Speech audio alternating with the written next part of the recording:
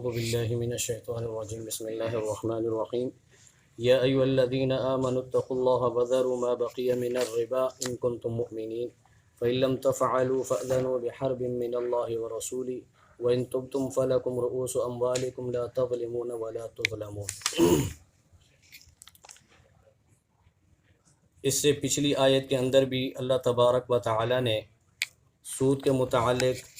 اور صدقات کے متعلق بتایا تھا،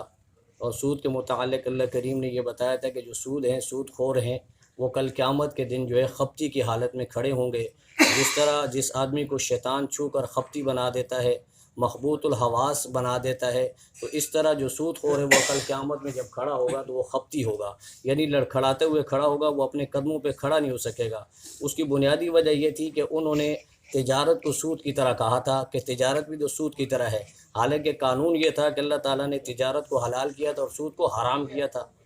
تو اللہ تبارک و تعالیٰ نے اس سے پچھلی جو درس تھا اس کے اندر اللہ تبارک و تعالیٰ نے سود خور کو منع کرنے کا طریقہ جو ہے وعظ و نصیحت کے ذریعے، یعنی اس کو سمجھایا جائے، وعظ و نصیحت کے ذریعے، وعدہ وعید کے ذریعے اس کو سمجھایا جائے۔ اگر وہ سود سے باز آ جاتا ہے تو اچھی بات، نہیں تو پھر آگے اس کا انجام بھی تھا کہ ہم فیہا خالدون، پھر ہمیشہ ہمیشہ جو ہے جہنم میں رہے گا، اصحاب النار بن جائے گا۔ تو آج کی آیت کے اندر بھی اللہ تبارک و تعالیٰ سود کے متعلق ہی بتانا چاہ رہے ہیں، اور یہ تعزیری یعنی کہ نظام پر تعزیری طور پر سمجھا رہے ہیں اللہ تبارک و تعالیٰ کہ اگر وعدہ وعید سے سود خور نہیں سمجھتا تو پھر تعزیری طور پر اس کو حاکم وقت، جہاں پہ اسلامی حکومت موجود ہو، حاکم وقت ہو اور اسلامی قوانین نافذ ہوں، تو وہ شخص جو ہے سود خور کو جو ہے سختی سے منع کرے گا۔ اب اس میں تعزیری سزائیں جو بھی یعنی کہ حاکم وقت یعنی کہ مقرر کرے گا وہ سزا دی جا سکتی ہے۔ اگر مثال کے طور پہ وہ مناسب سمجھے تو اس کو سزائے موت بھی دے سکتا ہے۔ اس کے علاوہ جو بھی سزائیں یعنی اس کے ذہن میں تعزیری سزائیں ہیں وہ دے سکتا ہے۔ تو اس آیت کے اندر یہی بتایا گیا۔ اس آیت کا شان نزول یہ ہے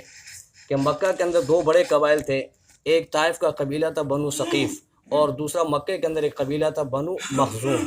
تو یہ دونوں قبائل جو ان کے آپس میں جو ہے سودی معاملات چل رہے تھے۔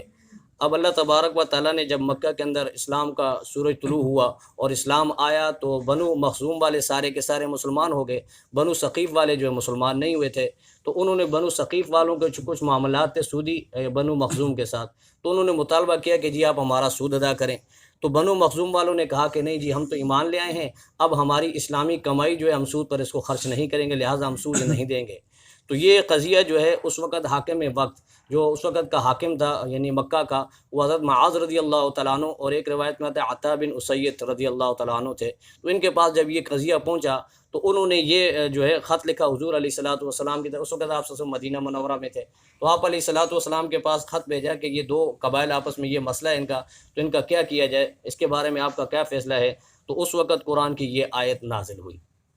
اور چونکہ سود کے متعلق یہ آیت ہے تو سود کے یعنی کہ جو بھی بقیہ معاملات ہیں اس کے متعلق یہ حکم دیا گیا ہے، اور یہ عمومی حکم ہے۔ خود نبی کریم علیہ الصلوۃ والسلام نے حجۃ الوداع کے موقع کے اوپر آپ علیہ الصلوۃ والسلام نے اس کی یعنی کہ پرزور طور پہ ممانعت فرمائی، اور سب سے پہلے آپ علیہ الصلوۃ والسلام نے فرمایا کہ میں اپنے خاندان سے اس مسئلے کو ختم کرتا ہوں۔ آپ نے حضرت عباس رضی اللہ تعالیٰ عنہ جو آپ کے چاچا تھے ان کے سودی معاملات کو ختم کیا، اور فرمایا کہ آپ راس المال یعنی اصل قیمت جو آپ کی اصل رقم ہے وہ تو آپ لے سکتے ہو، لیکن اس کے اوپر زیادتی اور اس کے اوپر سود لینا یہ بالکل جائز نہیں ہے، یہ آپ کو لینے کی اجازت نہیں ہے۔ تو اس آیت کے اندر اللہ تبارک و تعالیٰ یہی بتاتے ہیں، اور قرآن کریم کا یہ اسلوب ہوتا ہے کہ جو بات انسانیت کے اوپر تھوڑی دشوار ہو، مشکل ہو، تو قرآن کریم جو ہے اس کو اتقوا اللہ اور آخرت کے ڈر کے متعلق اور قبر کے عذاب کے متعلق، آخرت کے حساب کے متعلق جو پہلے ان کو ڈراتا ہے، ان کا ذہن بناتا ہے تاکہ یہ مسئلہ اس کے لیے آسان ہو جائے، تاکہ مسئلے کے اندر دشواری نہ ہو۔ چونکہ یہ مسئلہ بھی ایسا دشوار تھا کہ ظاہر بات ہے کافی عرصے سے یہ معاملات ان کے چل رہے تھے زمانہ جاہلیت میں، سودی نظام۔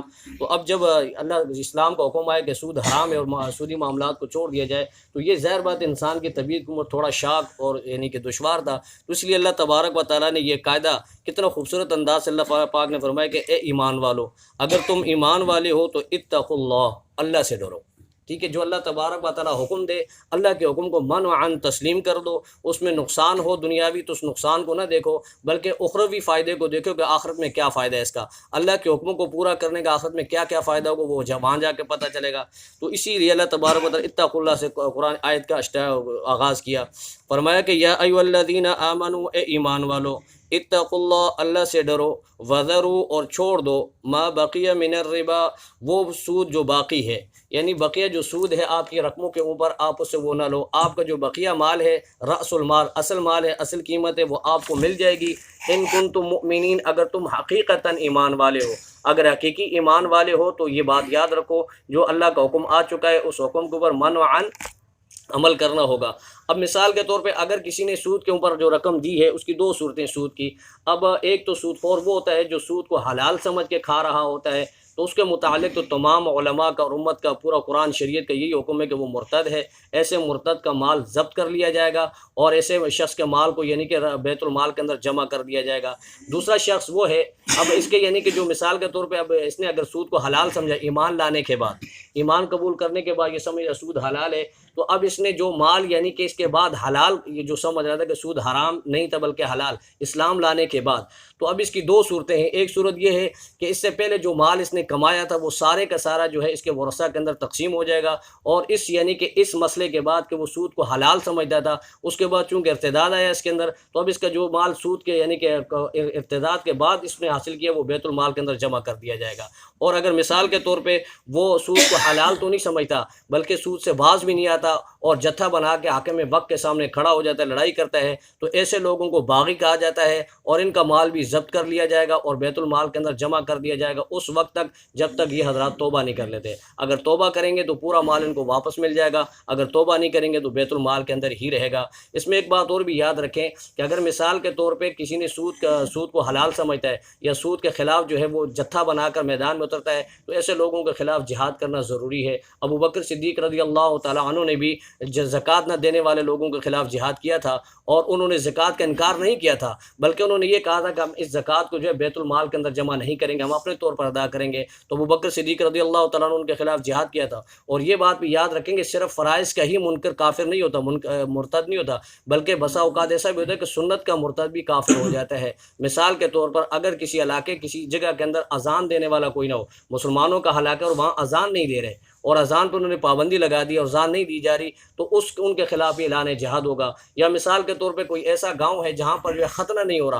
اور ختنہ کے سارے منکر ہو گئے، تو ان کے خلاف بھی جہاد ہوگا، حالانکہ یہ سنتیں ہیں۔ اور یہ بسا اوقات یہ بھی ہوتا ہے کہ سنت کا منکر بھی جو ہے وہ کافر ہو جاتا ہے۔ فرمایا کہ فَإِن لَّمْ تَفْعَلُوا اگر تم ایسا نہیں کرو گے تو آپ آگے وعید سن لو کہ فَأْذَنُوا پھر جنگ کے لیے تیار ہو جاؤ بِحَرْبٍ مِّنَ اللَّهِ وَرَسُولِهِ اللہ اور اس کے رسول کے ساتھ، پھر اللہ اور اس کے رسول کے ساتھ آپ جنگ کے لیے تیار ہو جاؤ۔ اللہ تبارک و تعالیٰ نے یعنی کہ کفر کے سوا باقی کسی بھی یعنی نافرمانی پر اتنی بڑی وعید نہیں سنائی قرآن کے اندر جتنی بڑی وعید سود کے متعلق ہے، کہ اگر آپ سود نہیں چھوڑتے تو پھر اللہ اور اس کے رسول کی طرف سے تمہیں اعلان جنگ ہے، اور اللہ کے ساتھ کون جنگ کر سکتا ہے؟ جتنی بھی سابقہ قوم ہیں قرآن کے اندر ان کے واقعات موجود ہیں جنہوں نے اللہ کی طاقت کو للکارا، اللہ تبارک و تعالیٰ نے ان سب کو نیست و نابود کر دیا۔ فرمایا کہ وَإِن تُبْتُمْ اگر تم توبہ کر لو تو فَلَكُمْ تمہارے لیے رؤوس اموالکم تمہارے اصل مال موجود ہیں، یعنی تمہاری اصل جو رقم ہے وہ تمہیں مل جائے گی، لیکن اس کے اوپر زیادتی کر کے لینا یہ تمہارے لیے بالکل جائز نہیں، اس کی تمہیں اجازت نہیں ہے۔ لا تظلمون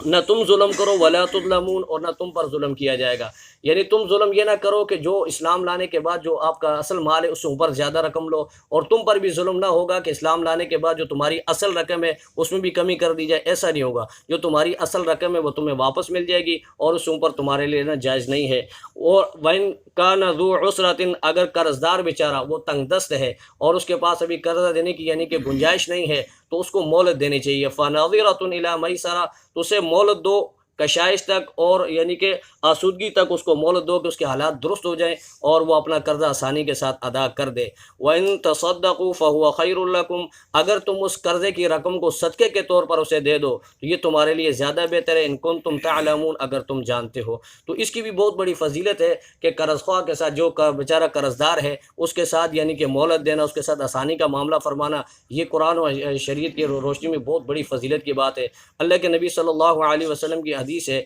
اللہ کے نبی نے فرمایا من کان جو شخص انذر معسرا قرض دار کو مہلت دیتا ہے او وضع عنہ یا اس کے قرضے کو معاف کر دیتا ہے تو اللہ کے نبی نے فرمایا کہ کل قیامت کے دن وہ اللہ کے عرش کے سائے کے نیچے ہوگا، جہاں کوئی بھی سایہ نہیں ہوگا وہاں اللہ تبارک و تعالیٰ اس کو اپنے عرش کا سایہ نصیب فرمائیں گے۔ اور اللہ کے نبی صلی اللہ علیہ وسلم نے سابقہ قوموں میں سے ایک شخص کا واقعہ بیان فرمایا، اور فرمایا کہ سابقہ امتوں میں سے ایک شخص تھا، اس کو اللہ کے سامنے پیش کیا گیا اور اس کے نامہ اعمال میں ایک بھی نیکی نہیں تھی۔ اللہ کریم نے فرشتوں کو کہا کہ دیکھو اس کے نامہ اعمال میں کوئی نیکی ہے۔ جب فرشتوں نے معلومات شروع کی تو پتہ چلا کہ اس کے نامہ اعمال میں ایک بھی نیکی نہیں، لیکن اس شخص نے کہا کہ جی میرے اندر ایک صفت تھی، ایک بات میرے اندر تھی، وہ یہ تھی کہ میں بہت بڑا تاجر تھا، بہت بڑا بزنس مین تھا، بہت بڑا کاروباری آدمی تھا، اور میرے غلام بھی تھے، نوکر چاکر بھی تھے، اور میرے سے لوگ قرضہ بھی لیتے تھے۔ میں نے اپنے نوکروں کو، ملازمین کو یہ حکم دے رکھا تھا کہ جو بھی قرض دار جو ہے مفلس ہو یا محتاج ہو بیچارہ، یا اس کے حالات درست نہ ہوں، تو آپ اس کے اوپر سختی نہ کریں، نرمی کا معاملہ فرمائیں اور درگزر کریں۔ تو یہ میرے اندر صفت تھی۔ تو اللہ تعالیٰ نے فرمایا کہ جب میرا بندہ ہو کر نحن احق ہو، میں اس سے زیادہ حقدار ہوں کہ میں اس کو بخش دوں، اللہ تبارک و تعالیٰ نے اس کو صرف اس وجہ سے جو ہے جنت میں داخل کر دیا، بخشش کر دی۔ تو قرض دار کے ساتھ یعنی کہ آسانی کا معاملہ کرنا یہ بہت بڑی فضیلت کی بات ہے۔ حدیث کے اندر اللہ کے نبی نے فرمایا کہ جو شخص قرض دار کو دی ہوئی رقم یعنی اس کے ساتھ آسانی کا معاملہ کرتا ہے، سختی نہیں کرتا، جو رقم اس کو دی ہے اس کے بقدر روزانہ اس کو اللہ تبارک و تعالیٰ صدقے کا اجر عطا فرماتے ہیں، ٹھیک ہے۔ اور جب تک جو مہلت دی ہے اس مہلت کے بعد اگر وہ مزید یعنی اس کے ساتھ آسانی کا معاملہ کرتا ہے تو اللہ تعالیٰ اس کو دگنا کر دیتے، یعنی ڈبل اس کو ثواب ملتا ہے۔ اور اللہ تبارک و تعالیٰ کے کتنی کرم نوازی ہے کہ اللہ تبارک و تعالیٰ ہماری طرف سے یعنی کہ آسانی کا معاملہ فرما رہے ہیں، اور اگر ہم سختی نہ کریں۔ اب اس میں ایک شک یہ بھی ہے کہ یہ یاد رکھیں، اب مثال کے طور پہ کوئی قرض خواہ ہے، ٹھیک ہے، مقروض ہے، مدیون ہے، تو وہ اس کے پاس مال تو ہے لیکن وہ ادا نہیں کرنا چاہتا اور اپنی مفلسی ظاہر کرتا ہے کہ جی میرے پاس نہیں ہے۔ تو حدیث میں اللہ کے نبی نے فرمایا کہ مطل الغنی ظلم، ایسا یعنی کہ شخص جو ہے ٹال مٹول کرنے والا بہت بڑا ظالم ہے۔ اور پھر اس کی صورت یہ ہے کہ جو بیچارہ قرض خواہ ہے، جو قرضہ جس نے دیا ہے، وہ عدالت سے رجوع کرے اور عدالت جانچ پڑتال کرے گی، اگر واقعی یہ شخص جو ہے مفلس ہے تو پھر اس کو مہلت دی جائے گی۔ اور اس آیت سے علماء نے یہ بھی ثابت کیا ہے کہ مہلت دینا واجب بھی ہے، اور اگر وہ مفلس ہے، اگر مفلس نہیں ہے تو پھر اس کا سارا مال ضبط کر کے اس سے اس کا قرضہ ادا کیا جائے گا۔